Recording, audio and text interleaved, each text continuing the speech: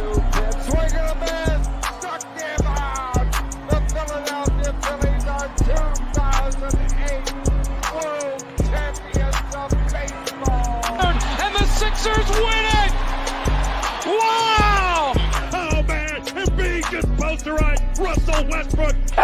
You love the Philadelphia Eagles. Let me get a hell yeah!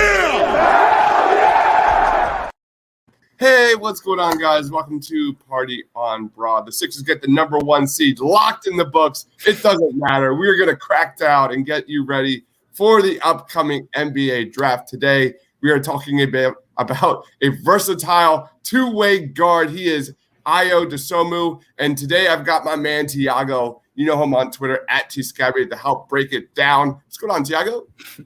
It's going well, man. Like you said, Sixers are the number 1 seed, but there's always room for improvement. And if you're looking for shooting, defense, whatever you're looking for, you can always find that in the NBA draft. So it's going to be very interesting how the Sixers approach the summer, having that they have draft picks, and we'll see where they go with that. All right, let's get into Ayo. 6'5", 195 pounds. He's a junior, projected to be in that late first round area. Dude, tell us a little bit about Ayo Dosunmu. Yeah, so Ayo's name has been circling the NBA drafts for a while now. I thought that he was going to come out last year. He actually tested the waters pretty heavily and decided to not declare. So came back this year, one more year. Illinois team was loaded of veterans, very, very good team. And you can really tell like where he needed to work his game. Shooting was obviously the first thing that comes to mind. His 3-point shot has improved significantly since last year. Also improved as a passer. I think it's one of the things I think the NBA teams wanted to see from him was the ability to orchestrate an offense in the half court. And if you watch him from freshman years to sophomore to now, like he's an entirely different player on the ball. He's a subtle passer, very smart passer, things that he did not have in his repertoire in the beginning of his career. So I think it's pretty clear what he was trying to work on this year. The team was good around him, which helped. But it's interesting to see if some of these traits will translate into the NBA. And that's where I think some of the questions around Ayo are going to rise is, are all those traits transferable to the NBA? So that's, I guess, what we can kind of find out here. Yeah, you look at his improvements from his time as a freshman to a junior. His assist rate went up from 21% to 30%. You look at his free throw rate. I can't talk this morning. Free throw rate 25% to 34%.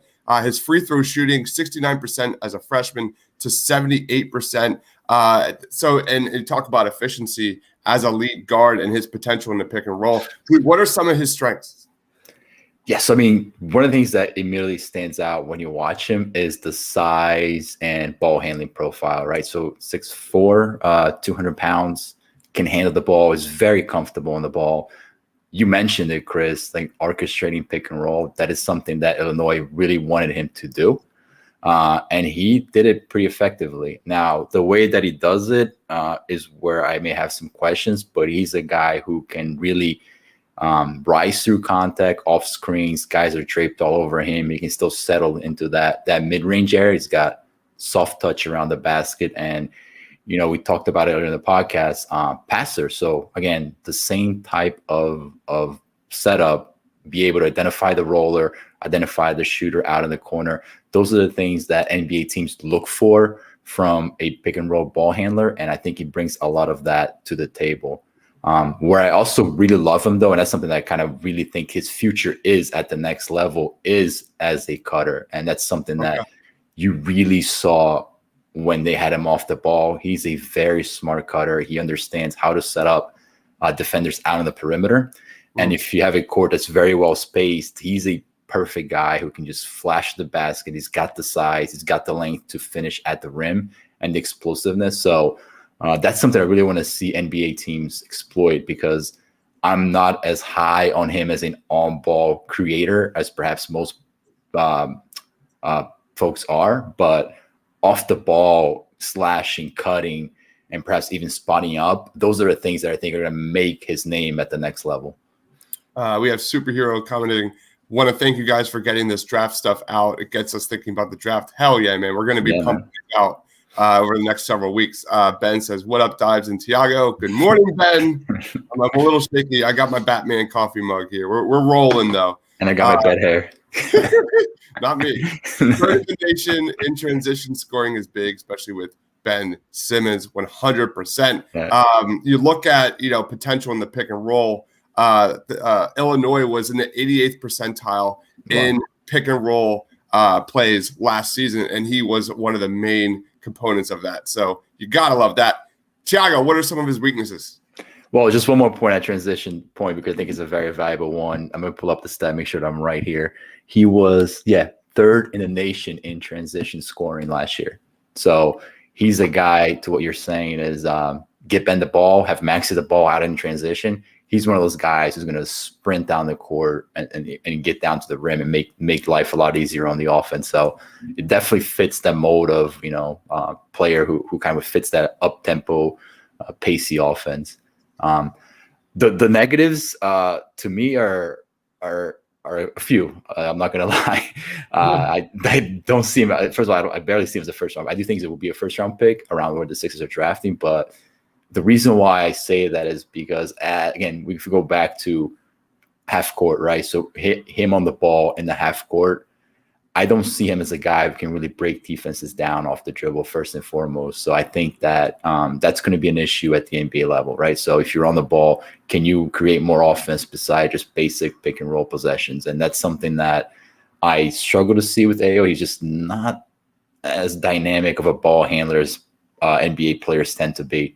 And also, so the shooting, the stuff that you talked about, right? All the improvements are great, and they're definitely deserves notice, but they're all low volume. And if you really watch him in the half court, he does not have a quick trigger. He on the perimeter, he's more of a guy who likes to settle in the mid-range area, off screens and whatnot. And those tend to be more difficult shots at the next level, contested shots. So, if he's not going to be a guy who's going to catch and shoot, have that high volume, rangy shooting repertoire.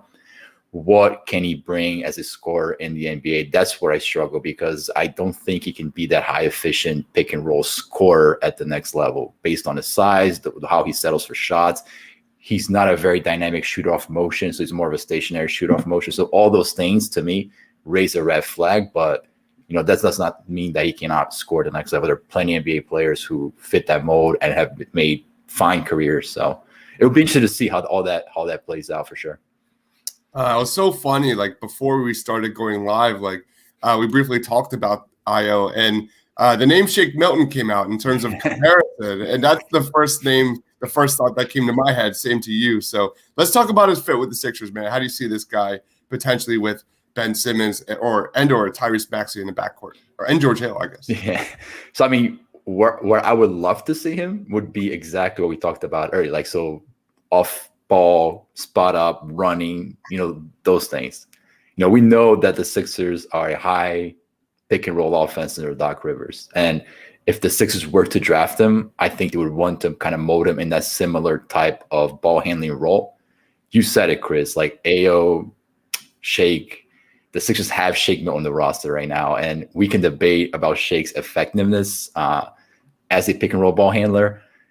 I don't think the Sixers need another type of pick and roll ball handler roster, especially when you fit in Max and those things. So where he fits with the team, if they were to draft him, would probably have to be somebody who can really develop as a spot up shooter in the corner or whatnot. So, or even in transition. So it's going to be interesting to see. I mean, the size, ball handling profile, the player, the performance at the next level, all those things are things that Philly looks for when they're drafting. They're looking for experienced veteran players who have done it in college. Matisse is a perfect example. Shake did it in college.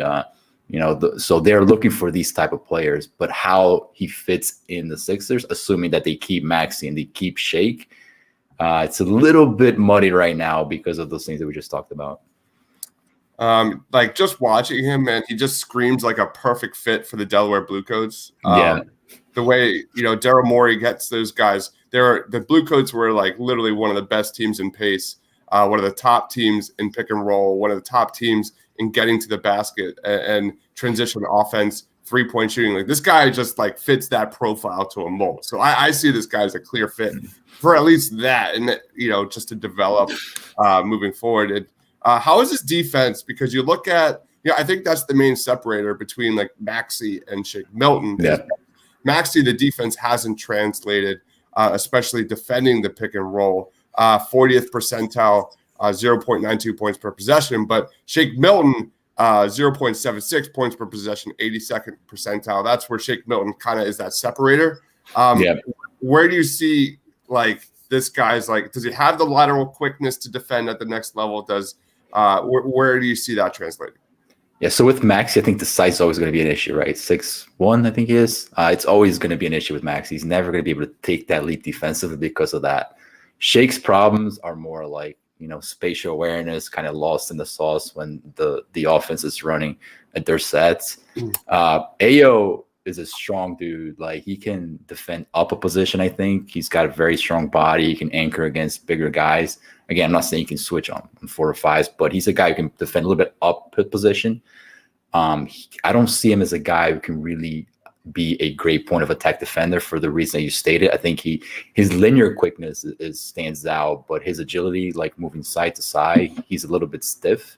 So when you're talking about defending like really quick, shifty guards, I think it's going to be an issue for him at the NBA. So I think he falls somewhere between like Shake and Maxey. Like, I think he's not going to be exploitable as easily in the perimeter as some other players are, but I don't expect him to be like a high impact defender. And when we look at one of the metrics we looked at to understand like what their impacts are going to be at the next level is steal percentage. And really like around 2.5, 3 is where you really see athleticism take over in college that can be transferred to the NBA. And Ayo's steal percentage was around 1.8, 1.6, if I'm not mistaken, which is a little well below like what you would expect from a player who can make an impact defensive at the next level. So, I'm sure there are things that coaching staff can work with to bring out more impact defensively. But right now, I kind of see him as like, just a replacement level defensive player that can maybe switch up like a position or not. All right, we have Superhero saying Shake ball handling this year has left a lot to be desired. Same with his playmaking. He's had a down year after having such a hot start.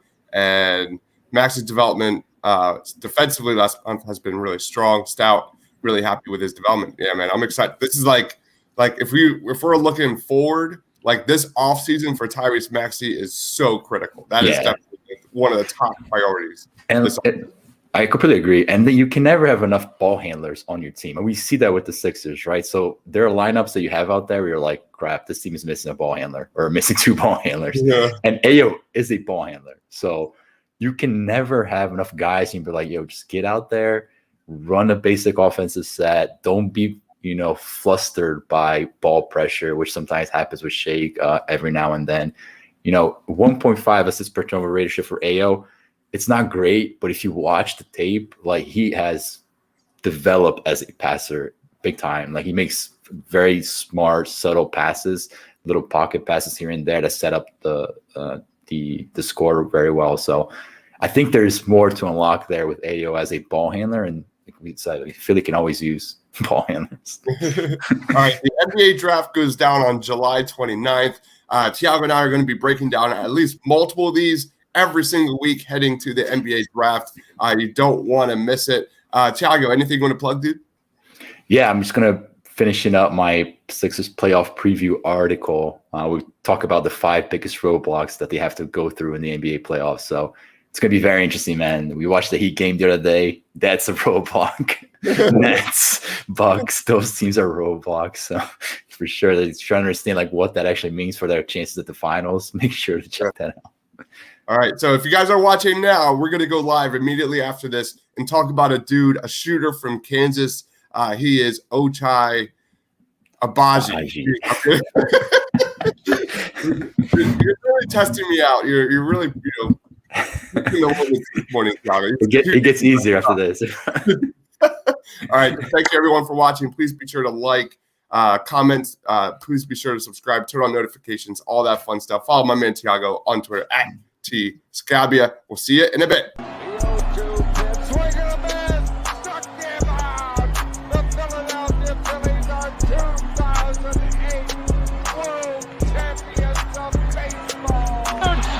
Sixers win it! Wow! Oh man, Embiid just posterized Russell Westbrook.